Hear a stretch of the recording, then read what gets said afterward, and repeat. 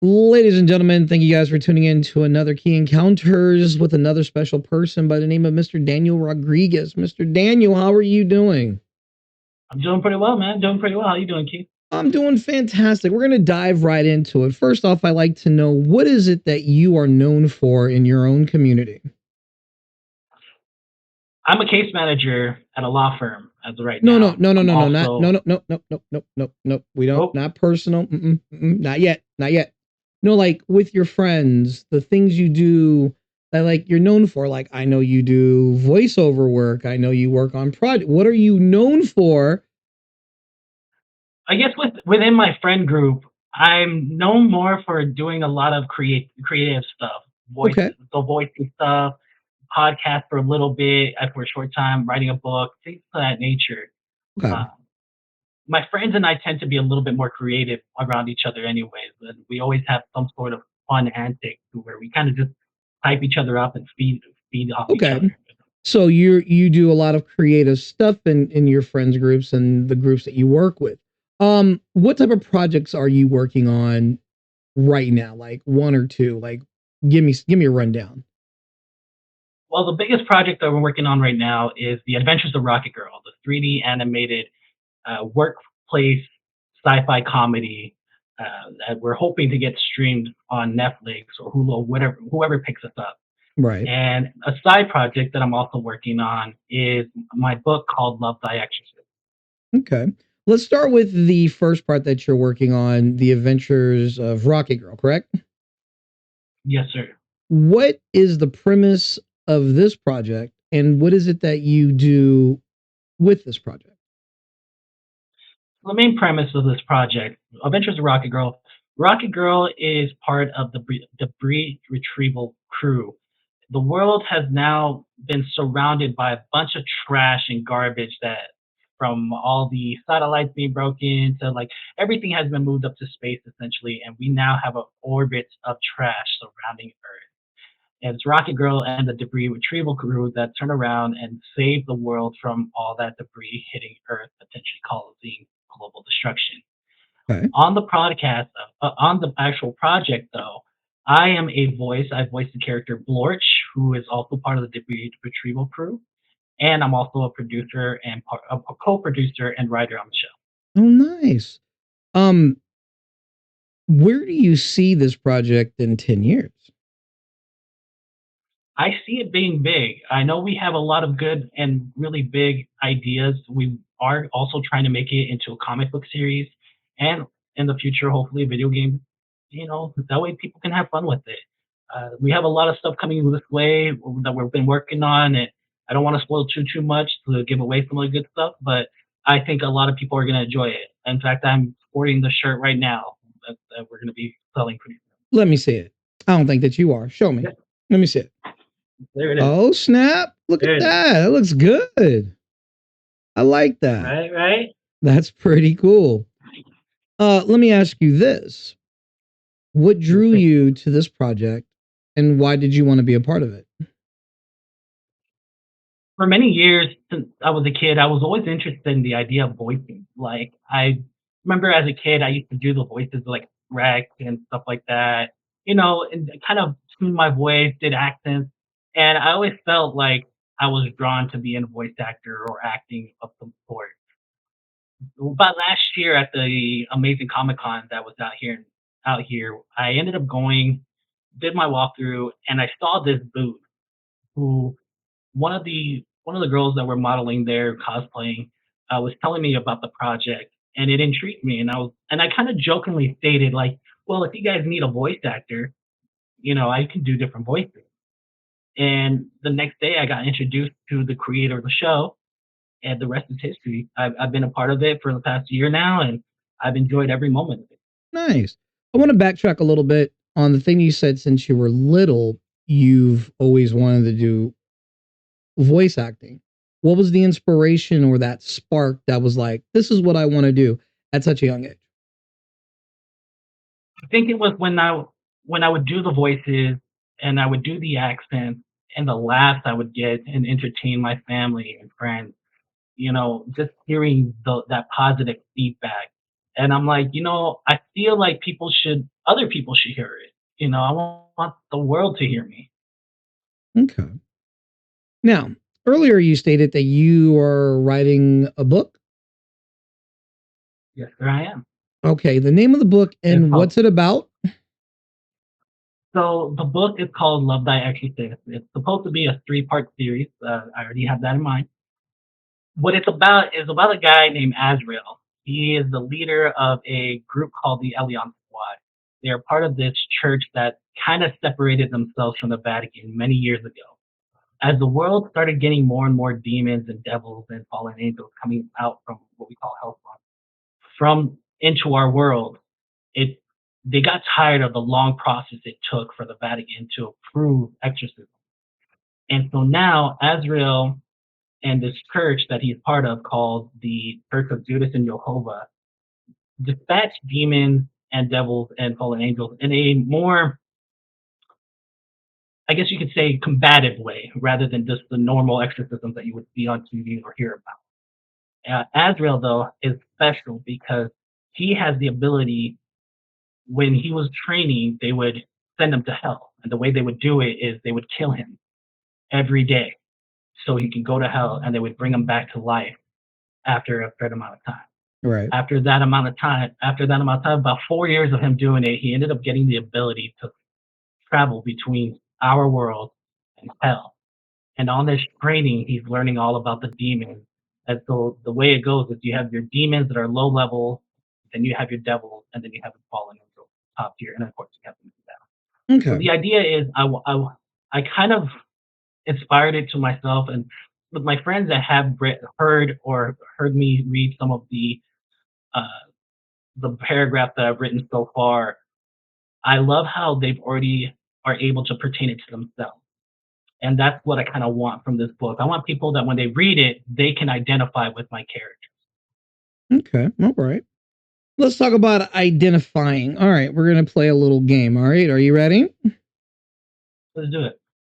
If your life was based on a D&D situation, would be your character? I would have to say I'm more of an assassin. And why is that? Uh, the reason why is there's after many years of growing up and being the one that was either the bullied one or just learning how to defend myself, I've learned how to be kind of quick attacked with certain things here and there. Verbally speaking, like my sarcastic tones, my smart ass mouth, or even when I would fight, I've always lived by a motto that my dad always told me when he was doing martial arts, which was win if you can, lose if you must, but by all means cheat. And I've taken that to heart in a sense of just day to day life and even my fighting style. So I would Okay. say when I do it, I think an assassin would be me because I can sneak attack the way I need to. And plus, I love the Assassin's Creed game because that's been something I love for many years. Fair enough. It's a good franchise, by the way. It was a great franchise. Which one are you more like, Autobots or Decepticons?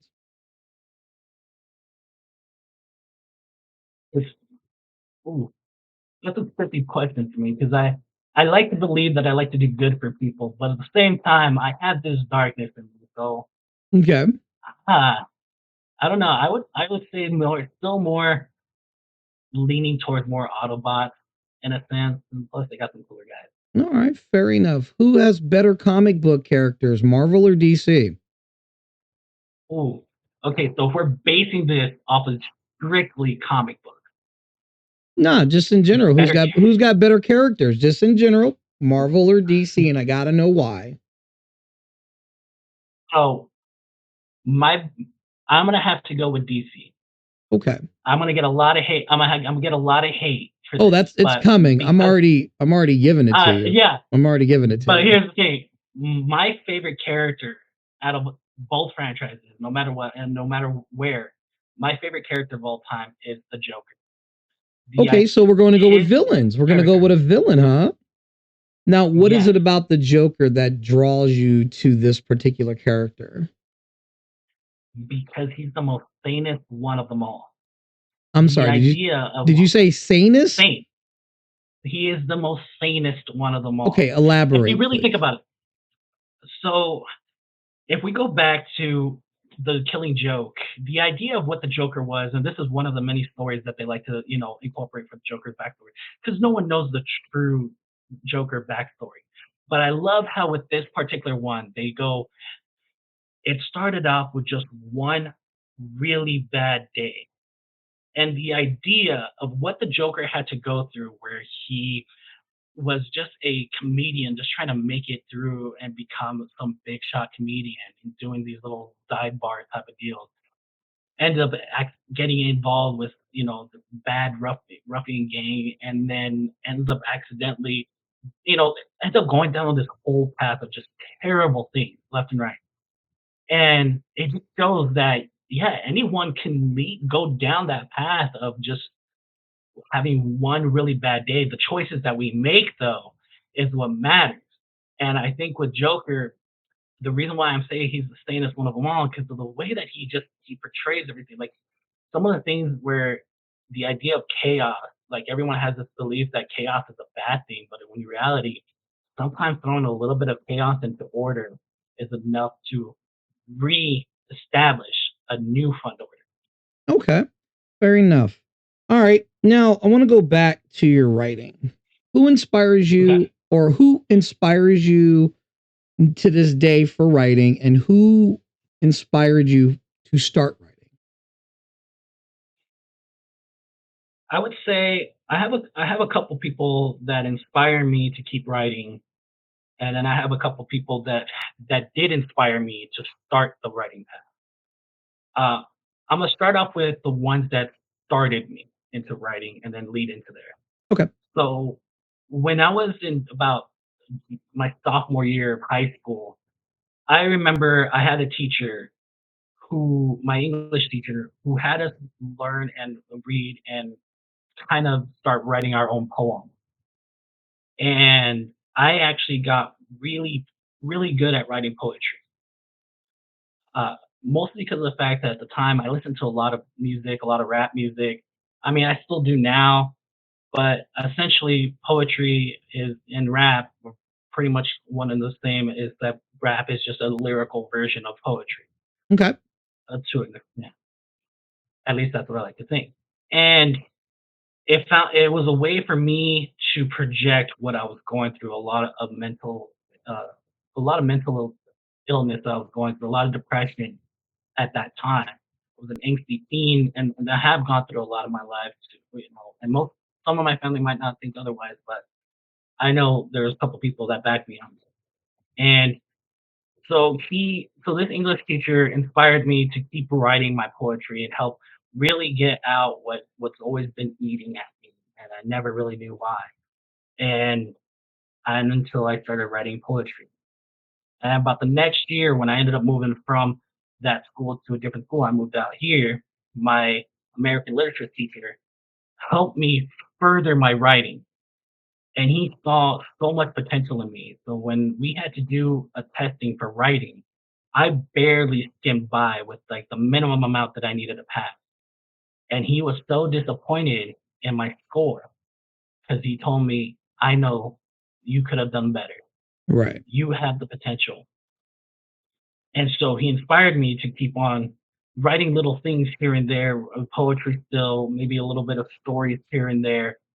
And what kind of helped really build on my writing was the last couple of weeks of school. Me and a few friends started telling this story. It was like a scary story. It's a bunch of like what if scenarios, and we were just kind of like, what if like we did this and we went down this hall and then this happened, and it was like a whole bunch of like this like crazy like horror movie style thing. And it went from what if scenarios to an actual story, and the people around us were hearing it, and they were loving it. They like loved Nice. to hear it. And I remember once we kind of finished off the story, I decided to write the script for it and wanting to make it into a movie. Nice. And from that point on, I just kind of was like, man, I can really write some scary stuff. and it faltered a little bit. It did falter for a little bit. My writing faltered, and then one day out of the blue, I was working security at a hospital at another city, uh, and I got bored. I was bored. I was at the desk. I was at the computer. I brought up Microsoft Word, and I started coming up with this other horror story that I thought was a pretty cool idea.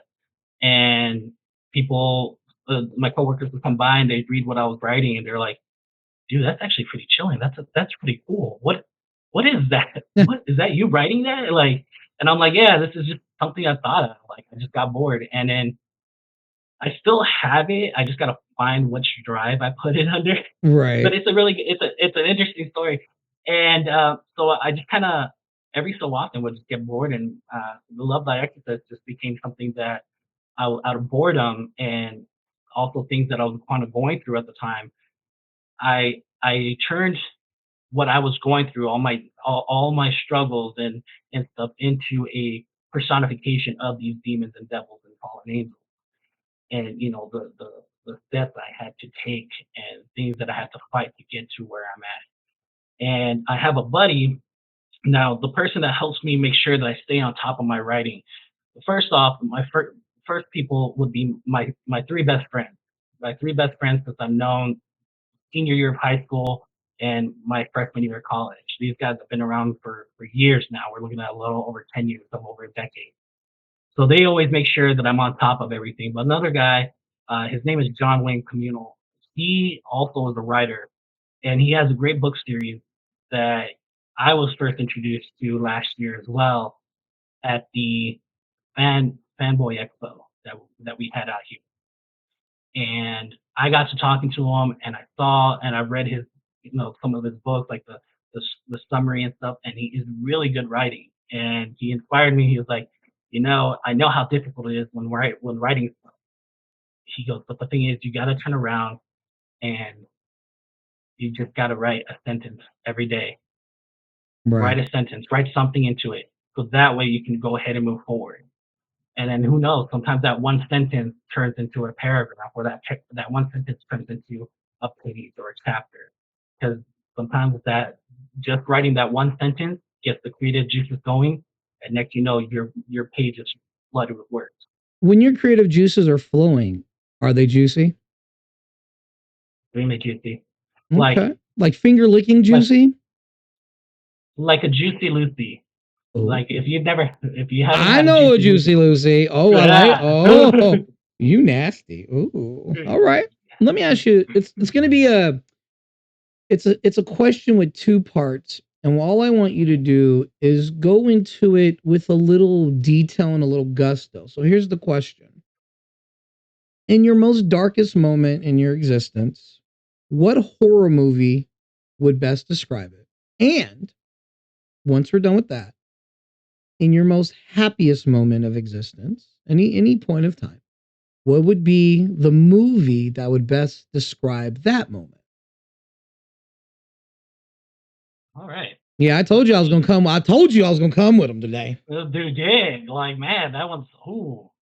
My darkest moment.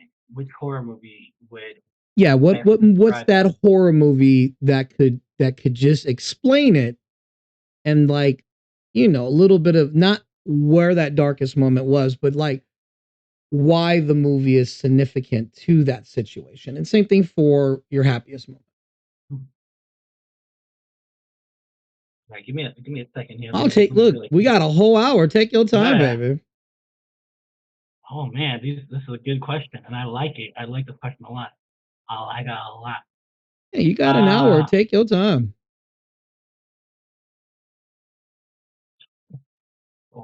horror movie.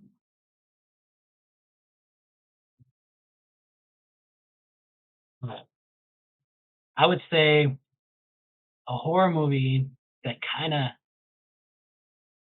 goes with what I went through in my darkest moment. I would have to say it's it. Okay, are we talking the original or the remake? We're talking the remake. Okay, okay. I found because that's okay. So and hold on, I'm gonna make sure I'm gonna explain a little bit why the remake and not the original. The original one I still find a little funny, and that guy Nostalgia Critic completely ruined that entire All right. original for me. But with the remake, it was actually a little bit more intense, and the idea, of course, for those of you guys that have seen the movie or haven't, the first part of the movie is Georgie being taken by Pennywise, and then the grieving of that loss of that someone that you love or cared for, your brother you love, and that pertains to me of what I went through. I went through a very dark time, of just trying to fight that whole mindset, Right. and the idea of Pennywise was that he fed off children's fears, and in my case I was fighting not something that was feeding off my fears, but feeding off my pain. And like really thinking about how that dark moment for me and what it really meant and what I went through and what I had to go through. It was a fight. It was definitely a struggle. And it definitely and it has come back just like the way like in it chapter two comes about. Yeah. So I feel like that for me it would be the horror movie that would pertain to my darkest All moment. right. Let's switch the gear. Happiest moment. So happiest moment, a movie that would best explain happiest moment.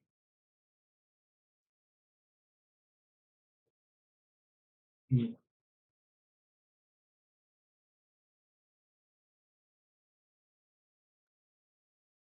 I guess like the movie that would best describe my happiest moment, and it's not because of the title or anything specifically of what the movie was actually about, but just in the sense of what it stood for, Okay. if it makes sense. So my happiest moment it would be would the best movie that would best explain it is My Big Fat Greek Wedding. Okay. Okay. I details. I mean, explain So why my so big fat Greek wedding would explain your happiest moment. so the idea is because like Tula turns like she changes. Like she goes from being this waitress at a mom and pop shop, Greek restaurant type of deal. And when you first see her, she's not the most beautiful girl, like that would be portrayed as beautiful. But then she realizes that she wants to make a change. She wants to do that for herself, and she ends up meeting the guy that she loves because and like or that she started to have a crush on, and he was liking her even before that change. And then a lot of had to do with the family, like her being part of the family and like being part of this big family. And that's for me, I being Latino, I'm always surrounded by family. I have a very big family, but I have my close group of family that I stick to as well. So for me, my happiest moments are when I'm that close with my family. So that's why Okay. like my big fat Greek wedding and like the big, idea of just finding someone and like there have been a couple times where I found that one person that I'm like I want to be with and I'm with my family and we got to enjoy that moment together. Okay. All right. Let's take it up an even bigger notch. Name your ideal partner that you'd marry right on the spot. And it could be anything from breathing, maybe a couple of limbs, part creature. It doesn't matter. Who is your ideal partner that you'd marry right on the spot? The first part is she's got to be understanding of no. Let me rephrase that. She's got to be with me as I'm building. Okay. The thing is, I've been having this fear that with everything that I'm going through right now, I'm trying to build myself, that when I finally get there, I'm not going to trust anyone. Right. Because everyone at that mindset, now you have money. What happens when you have all these rich Right. Of people course. Mo money, start mo to deal problems. with? Exactly. So in my case, it has to be someone who's willing to meet me right now and understand that I'm working towards something big, and Okay. it's okay with these obstacles, these times where I'm struggling, or these times where I'm just putting in hours, and and then of course being Latino and the family that I'm in, the biggest way through our heart is through our stomach. Oh, So she got to you gotta cook too, huh? she cook like I cook like I can cook, Right. but like we gotta like we both gotta do the cooking. We both gotta do the cooking. Like I can't be the only one cooking all the time. Okay. And and I want her to love me for me, with all the I mean, I'm a nerd. Like that's a big thing of me. Like I'm a nerd. And I remember growing up, being a nerd was considered not necessarily taboo, but uncool. Right. Like it wasn't cool to be a nerd. It wasn't cool to like comic books. It wasn't cool to like, Mighty Morphin Power Rangers. Maybe as a kid, like it was a kid thing, but then as you got older, like to still like those things, you were considered nerdy. And I'm like, it's what I like. It's who I am. And then as of 2017, I got into anime. I wasn't a big anime fan, but in 2017, I got into anime. And like, yeah, I'm a nerd, and you got to be okay with that. You got to be okay with me being a nerd, and you got to be okay with me not being fit. I mean, I want to be fit, but at the same time, if I'm not okay with working out or doing all the extra hard work, and I'm okay with just the way I am, like you got to be okay with that too. Okay. Fair enough. All right. You ready to have a little fun? Let's do it. Since childhood till right now, what is something you watch and enjoy that never gets old? Scrubs. I could say that with wholeheartedly. Scrubs. Love that show, dude. I've watched that since I was a kid. Although I question one, my parents letting me watch that show because there are some raunchy episodes. If you Right. haven't seen it, you'll find out. And then two, the fact that they were able to get away with such raunchiness on regular cable television. But then again, cable television back then wasn't the way it is now. Right. Okay. And Fair so, enough. And but usually I feel it's Scrubs. okay, Scrubs. Okay. You know what? I've never had a chance to watch it, but since it brought such a big smile to your face, now I'm gonna have to kind of sit down and watch that. Now, just a moment ago, you mentioned there are two things I want to kind of talk about. One, you said you just got into anime. Okay, so before we get into the anime, what kept you for so long as being a nerd to not get into anime up until recently? Because that's the date you gave in 23. At the moment of this recording, it's 24. And you're I don't think you're super young. So why get into it so recent? So the idea of anime just never really caught my eye when I was a kid. I mean, I watched what we considered what I thought was cartoons on like WB Kids, like Dragon Ball Z. I always thought that was cartoons. I never once thought it was a Japanese anime. Right. So for me, my concept of anime was different from what it is now. I thought it was like shows like SpongeBob or shows like what's it called, the Transformers, things like that that was popping up on WB Kids, like Sonic X, things of that nature. So I used to watch a lot of Yu-Gi-Oh, which I later had found out was also a Japanese anime. And but I stuck to that, and I didn't really watch a lot of anime. One, because it was cable television for one. I was stuck on cable television, and then when anime did show up, my bedtime was 8:30, dude. When I was a kid, like I didn't watch Toonami at late nights or whatever, so I never got the chance to really watch Oh, anime. And then I'm telling you now, you missed out, bro. But I'm oh glad you're yeah, here. I'm glad you're here. most definitely. So it's like when I was a kid, like I had my bedtime at 8:30, so I was very well strict, kind of strict parents in the sense of like going to bed at 8:30, making sure that I was only watching like Nickelodeon things of that nature, um, and going that route. And then by the time I knew it, by the time like anime became a thing, like I was in middle school, high schoolish, and I just thought what everyone else thought was like anime was for kids. But then I was like, at the same time, I'm kind of contradicting myself with Mighty Morphin Power Rangers or Assassin's Creed and things of that nature. Okay. But at the same, and so, and I remember when I was about 2021 ish. I had a friend that used to play an anime called Fairy Tale, and it was background noise for her. And I never really paid attention to it at that time. And so finally in 2017, I went to my first ever Comic Con, and I volunteered. Okay. And I volunteered at that Comic Con. They first had me out at the where the line is at, where everyone's first coming in and everything. And I saw this lady. She was like, "Hey, can I borrow a couple volunteers to help us with the booth and stuff like that?" And they're like, "Yeah, sure. Go ahead and take these two." And then, point at me and one other guy.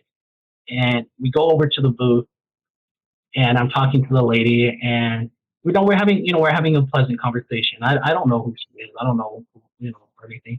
But we're just talking, and I'm telling her how excited I am to be part of it. And then we get to her booth, and I end up finding out that she's none other than Trina Nishimura, who voices the biggest character, Mikasa Ackerman from Attack on Titan. Oh wow. And she's there with, at that time, Bryce Papenbrook, who voiced Eren Yeager in the show Attack on Titan. Oh snap. And right next to them, you had the voice actress of that voiced Ash Ketchum, which I remember Pokemon, and I remember watching Pokemon as well. And so I'm surrounded by these three voice actors and actresses, and I'm like, okay, Okay. Now, cool. And so, yeah, it was crazy. They were just so sweet and so kind, and they gave me like free autographs. My cousin's free autograph, and Trina and Bryce, not I forget her name. I'm so sorry, I forgot her name. But Trina and Bryce were so sweet and so caring, and I talked to both of them that I felt bad. I felt bad for not watching anime, well, good, as you should, and they as you should, got sir, me as you should, in. as you should. Okay, so now that you gotten into anime, what was the first anime that you watched that you really enjoyed, and then what are two other animes you would recommend? So the first anime that I ended up watching because they recommended it was Attack on Titan. Because I felt, like I said, I felt so bad that they were. I was like, "Look, what anime should I start off with?" And they're like, "Well, why don't you watch the one that we're promoting? Watch Attack on Right. Titan." I'm and I'm like, "All right, bet." So I turn around, and I I was taking the bus at the time. So I got into the bus. I got on my phone, and I don't remember where I started watching it, but I just remember watching Attack on Titan.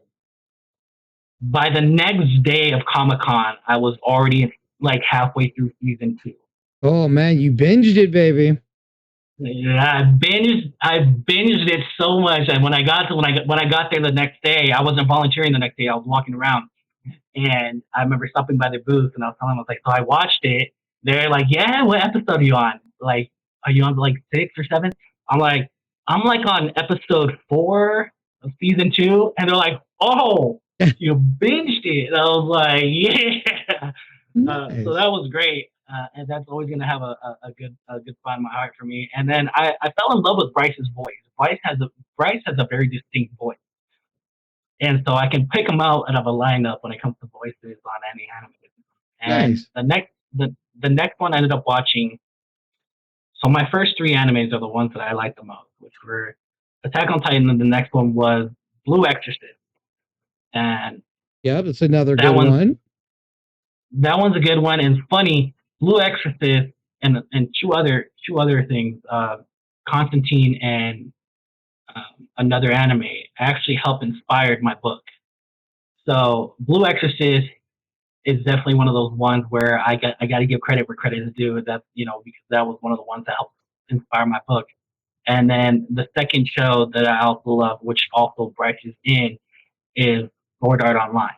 I fell in love with Sword Art Online. Like Oh, that's that a good that one became my number one. too.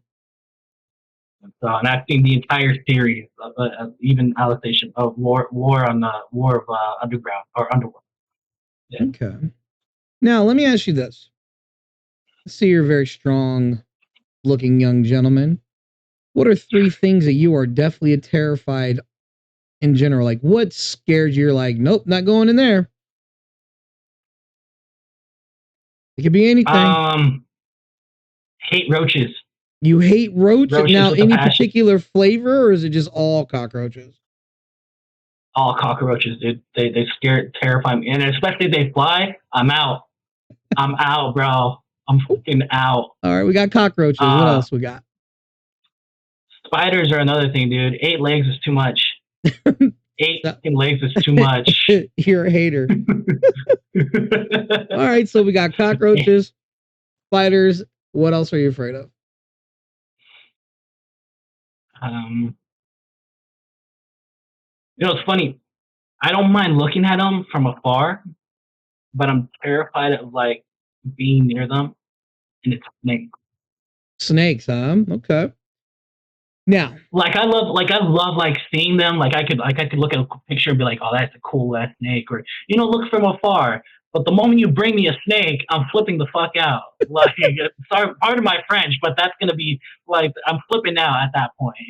all right. So snakes, spiders, and cockroaches are like the ultimate forbidden thing that'll just scare you, huh? Bro, I can handle ghosts all day. I can handle, stuff like, I mean, people like pop scares, whatever, like all that stuff. I'll watch a horror movie. I'll scream. I'll get scared. Right. But like, I can handle that. You put any of those three things in front, like being on Fear Factor back when that was a thing, like the times where they would like bring out roaches, like you gotta let spiders crawl. I'm like, nah, I'm out. That 10 G's, I don't care no more. It's nah. Really over I'm not. 10 G's? I'm walking How are away. you? Let I'm me walk. ask you this. How are you afraid of these three items? If they're not venomous, you can easily just get rid of them. Like, how? And this is just a rhetorical question. Like, you can easily just step on these things and kill them, especially spiders and cockroaches. But if they terrify you, So like here's the that, just thing. it's I know, interesting. I know, I know where you're going with this. So it's funny. I will still like if it's one or two cockroaches, I will still step on it. One or two spiders, I'll still step on and kill it. As my due diligence as a human being and as a Daniel and as like just someone that is like absolutely terrified but like hates them with a passion. I will kill it. All right. However, I I was told a story that freaked me out about roaches to like, and to this day it scares me to death. So the idea of like a roach infestation like scares me. Um, I have so he's kind of like an uncle to me. Like he's been my dad's best friend for many many many many many years and has been part of my life for these many many years. So he's like an uncle. I remember my dad had told me a story that when his friend, my uncle, was sleeping, apparently a roach got into his ear. And so the idea of any sort of insect going into my ear freaked me out. That's fair. And so, and with roaches being so common, I remember I lived in an apartment where there was roaches, and the moment they turn on, the moment they turn on the light, it's like it's like as if the Migos showed up, dude. I'm just like everyone's scattered, and the mere fact that they just go into every crevice and just hide, I'm like it just freaks me out. At least spiders, like they'll stare you down. They stare you down when they're out, like when you're about ready, like they're gonna be like, "Oh, you're gonna kill me?" Like Right. yeah, I'm gonna try to kill you. But I remember what really like really pushed the depth of my fear. I was working at a spa and we had towels that were already pre-folded because we had to fold the towels and everything. I was a spa attendant, so I was the one folding the towels, stocking up everything. And we had this little room that led to the outside, to lead outside. And so it was a little room. It was just, no one allowed in there except for employees. And that's where we had all the towels at. Well, because of this, also leading to the outside, but also leading to like the boiler room and everything like that, Yeah. there's sometimes where spiders would get on the towels and stuff. And I remember one time I grabbed a bunch of towels and I went from there, went to the sink area, like the or vanity area. I put the towels on the table and I start putting the stacks where they need to go to start restocking. All of a sudden I turn, spider about that big, Ooh. with legs about that long, just on the side of the towel. I said no, and I walked the hell out. It's a simple no, huh? I said nope, and I was like, I was out. I had to have my manager come and kill the damn thing because I was like, that thing's beefy, dude. Because the legs were thick. They were thick, bro. All right, fair enough. Fair enough. All right. All right. Fair enough. All right. Worst color in existence.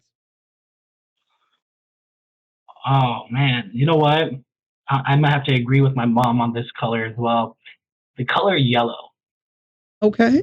Yellow's gross. Okay. Let me ask you this. As a child, every child loves something, right? They love something. But as you get to an adult, sometimes those things change. And you're just like, why did I ever like that? What was it for you?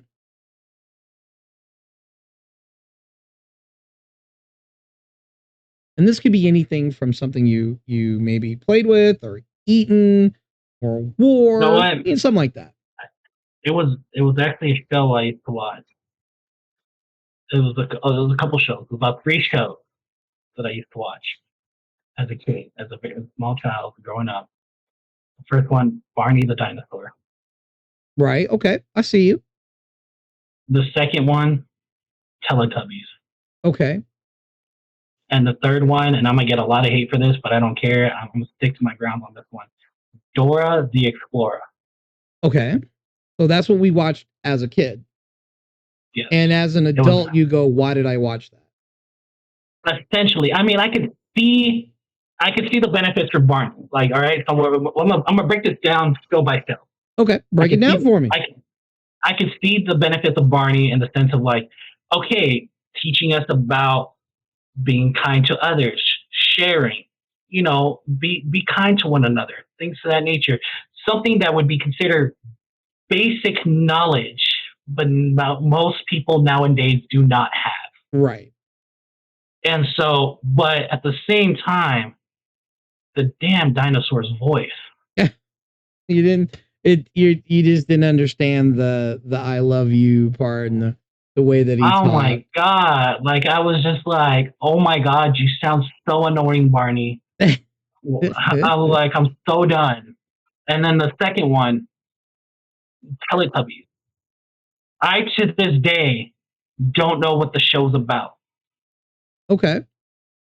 I'm like, what was the show about? Why was it so entertaining? We know it, like we all know the names, and I doubt, and I will shun every single one of you to say I'm gonna call you a liar, saying that you don't know all four of those damn Teletubby names. Fair. If you grew up around the same time as I did, at least I'm gonna give you that much. I'll give you that much. Okay. And then as for Dora the Explorer, again, I get the educational part behind it, in the sense of learning a little bit of Spanish, but that's what Sesame Street was for. Okay. Dora annoyed the crap out of me. It wasn't the fact that her parents were negligent. I don't even know how to say the word negligent. Negligent. There you go. They were very horrible parents letting their child run around out in the public world like that. There you go. Negligent. See, I don't even know why I say get tongue tied. I get it. Okay. I want to switch gears. At the same time, think about it. How many times did we let our parents tell us go play outside? I mean, it's essentially the same. Yeah. Just be back before the light. Yeah, but Dora was exploring mountain areas, cavernous caves, fucking jungles, and wild animals. That is bad. It now she comes up missing. Who's to blame? Where's the parents? Show me on the map. Here's something I kind of like. I had a thought process about a little while ago. What if all these extra terrains and stuff wasn't as big as they made it seem? Doesn't matter. She was too far away from the house, bro. Too far away from the house. What if it was literally within the community? Like, and I mean like an actual like community, and she just overthought like, oh look, there's this like little running water right here. We're gonna call this a river. Oh, so we're saying Dora the Explorer was the special needs child in the village, and everyone just goes, let her do her thing before she bites you? Is that where we're going with this? No, She was just a kid with a wild imagination. Right. The special kid in the neighborhood, if you got too close, she'd bite. Like, is that what you're saying? Like, she helmet. I mean, she had a monkey as a friend, They dude. put I don't a know. they put an AirPod. They put an AirPod in her backpack. They tracked her. They're like, she isn't gone. She's right there, bro. All right, fair enough. All right, I want to switch the gears a little bit because we're getting close to the end here. So far, we're doing good. Doing pretty All good. right. All right, you're going to go back in time. Where you're at right now, with all the knowledge that you have, you're going to go back in time to yourself right at the beginning of whether or not you're going to do what you're embarking in now. What are some words of encouragement and advice you would tell yourself so that way you pull the trigger on doing it? Listening to her mom when she says you don't have dreams.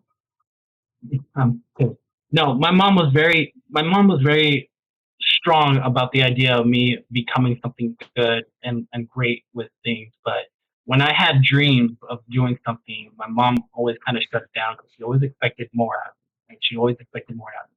So the advice I would give myself is follow what you're passionate about. What, follow what it is that you really want to do and pursue it with everything you have.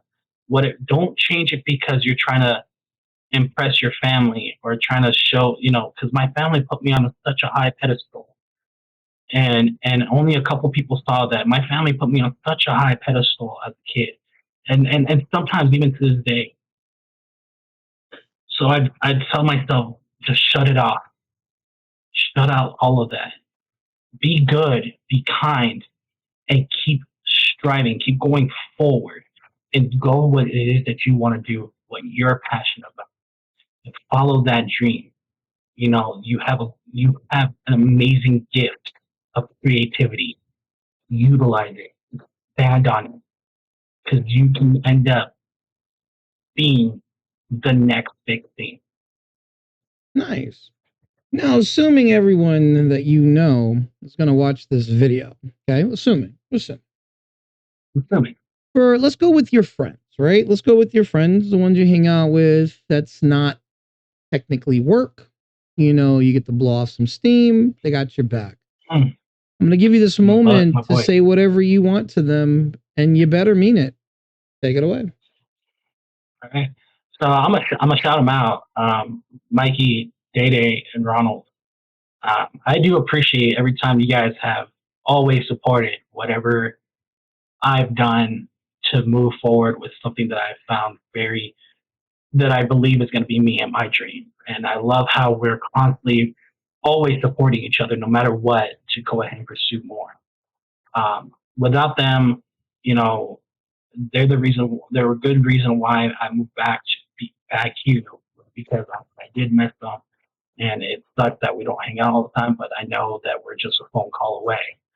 Um, and it doesn't matter, like, we don't talk every day because the moment we do end up talking, it's like we pick everything right back up from where we last, we had to get it off. But then to any of my friends that, that continue to support me, I thank you guys so much for supporting my dream, my goal, and I hope that you guys continue supporting me because you're the ones that I'm gonna turn around and mention if if and when I become bigger. Okay. Now let's go ahead and move it to your community on your social media platforms, people who follow you, like your stuff, comment, and all that good stuff. What would you like to say to them? I must first start off by apologizing for not being as active on it when I should have. But I promise, actually, as of late, as of recently, now things are actually going to start moving a lot more forward. Keep an eye out for promotional stuff that I'm doing, uh, podcasts that I'll be on, and also any updates regarding the show Rocket Girl or my book. You're going to be seeing a lot. No. I think. Hold on. I think you missed it. Don't worry about that. No. I meant, what would you like to say to them for supporting you? Like how you left a nice message for your friends. I would like for you to leave a nice message. I promise you, I was getting to that. You over here shameless plugging though. How are you? We're not even there at the plug area. Wait. What I was saying is, the more you guys follow me, I promise you'll be able to, the more you guys follow me and you guys, just kind of bear with me. I promise you, it's gonna be worth the Okay. wait. I promise you. You know, you're gonna see more stuff, and I promise that you'll, you know, everything that I'm doing, you're gonna be able to see more No. I of. meant a message to them, like saying thank you guys and all that. They're always going to support you, my guy. And yes, you are going to be putting out more stuff when you have the energy. I meant a message to But them, like to your I, community. Is that what I all meant? right, Not like what you got coming up. so my biggest message for you guys is thank you so much for still, you know, being patient with me. I know it's been quiet, and I know it's been, you know, very, very solemn in my socials, but for my community, for that follows me and still supports me no matter what, that still stuck with me. Thank you guys so much for continuing to support and continue to stay by me. And I promise, you know, it's definitely gonna be worth it. And I thank you guys so much. Fair enough. Now, a nice message to your family, mom and dad, all of them. What would you like to say to them? You know what? Special shout out to my mom and my dad for, even though they pushed me to be the man that I am now. You know, as much of the struggle, as much of the pain as I was, still am. I every time I falter, anytime I make mistakes, I promise you, I was and still am learning. You know, and it's all a learning curve, and I wouldn't be where I'm at if it wasn't for you guys. Thank you all to my family, the ones that have seen my and heard my voice and understood what I wanted to do with it, and you know, who have seen my creativity. Thank you to my uncles who, you know, at first, I'm glad that you're seeing now what I'm able to do, and now you understand that all those times when you thought it was dumb of me to do these things, now you see how much further I'm going. And I thank you so much for now understanding and supporting my ability and my stride and my hard work and dedication that I'm putting into my progress on not only the show but my own creativity stuff and my own stuff that I want to do. I know this is not exactly the path that you guys originally wanted me to follow, but I promise you, I'm still gonna try to be for myself the man I want to become. And I hope that you guys are proud of that man. Fair enough. I like that. Now, I'm sure you're gonna watch this, right? You're gonna watch this, right? I'm Oh, I'm sure a cringe. you're gonna. There's gonna Hey, be some no, cringe no, moments. cringe is my brand, baby.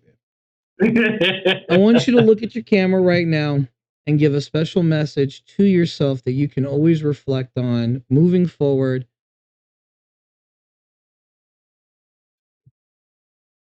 Hey man, when it seems like you're exhausted, when you're tired, and I know you are, working what you do is draining.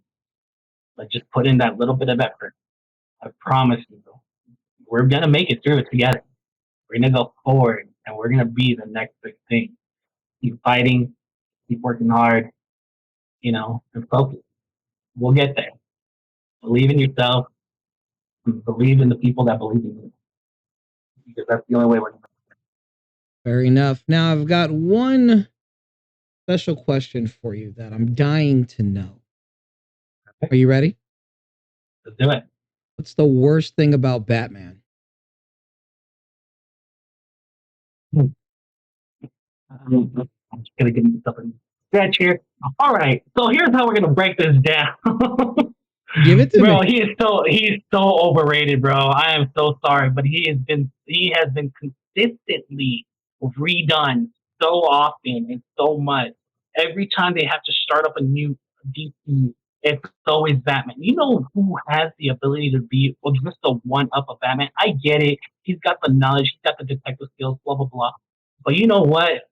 Someone that they just barely recognized as of 2013, and he had an entire show, and the show was actually really well written within the first few seasons. It kind of faltered a little bit. Arrow. The Green Arrow has just as much experience, knowledge, and martial arts skill, and is very good at what he does as well. I fully support the idea of whenever they want to go ahead and restart the DCU, bring his ass in, Okay. because he could be the link for a new justice for the Justice League. I'm just saying Batman's overrated. I mean, I liked him. He was cool and all, but god damn it, just stop with the remaking of him. We had we had a bat credit card at one point in time and bat nipples. Okay, that's all I gotta say. All right, fair enough. Now I'm going to give you this moment to go ahead and shamelessly plug yourself. Where can they find you?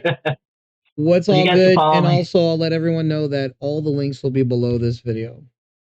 Yeah, so just go ahead and you guys can follow me on my Instagram, StayRealGD. That's going to be my main market for everything, on where I'm posting a lot of stuff. As well as on Facebook, you can follow and find me on StayRealGD as well on Facebook and also on X. I should be saying X now. And then if you guys try to follow me on YouTube, it's going to be a little bit difficult, but you can find me on at Stay Real Podcast on YouTube, and you can see a couple of podcast episodes that I did do about 3, 4 years ago. But I promise those are also going to be coming pretty soon, where I go back to doing reviews of movies and books and TV shows. Fair enough. Now, got a bonus question. Ooh, Yeah. What's the do it. one thing you've always wanted to talk about that you've wanted to get off your chest, but ain't nobody trying to hear you? All right, so this is gonna go a little dark really quick, but Hey, it's your um, interview. I just figured I'd ask you a nice question. so the one thing I want people to hear that or haven't heard, guys, I'm tired. I'm exhausted, but I fight and I push through because I need to. I need my voice to be heard. I need my words to be read, and I want people to know that I existed. And so um, I know that I know a lot of people might not want to hear it, and I know it gets dark and depressing for other people. But trust me, like, help me out, bear with me, and understand that I'm doing everything I can to push on forward. But I promise you that I do see a good light at the end of the tunnel. It's just right now, I'm tired, man. I'm tired. Oh, tired is That's good. Tired is good. Now, did you have yourself a good time, my good sir? I did, man. I had a lot of fun. I love that question, the question of the movie question. Yeah, I You figured know you'd like that that. I figured. that was really good. I loved it. I never. It's funny because me and my friends would sit there and we talk about something like that. We're like, oh, what would be your favorite? I think one time we did one question with like, who would you be like if you were a Disney villain? Which Disney villain would you be? And like things of that nature. So it's always so that one was an interesting one. I love that one. Like I love questions like that. Fair enough. All right. Well, I'd like to say thank you very much for your time, Mr. Daniel. I'm going to go ahead and bid you adieu, and I want you to really, really push yourself because in 1 year, maybe, or in the future, we're going to sit down and have another talk because I'd love to Absolutely. revisit to see where you're at with everything. Is that fair to ask? No, that sounds great, man. I would love to see myself one, two, how many, whatever the future holds for me. I want to be able to look back and see where was I at this point in time during the journey. Right. All right, fair enough. So, Ladies and gentlemen, I want to say thank you guys for watching. I do appreciate you and my special guest, Mr. Daniel Rodriguez. And until next time, guys, do better, be better, feel good. I for don't know. real. I haven't worked on my outro yet, so Hey, I like to say and everything, stay real, be safe, take care. fair enough.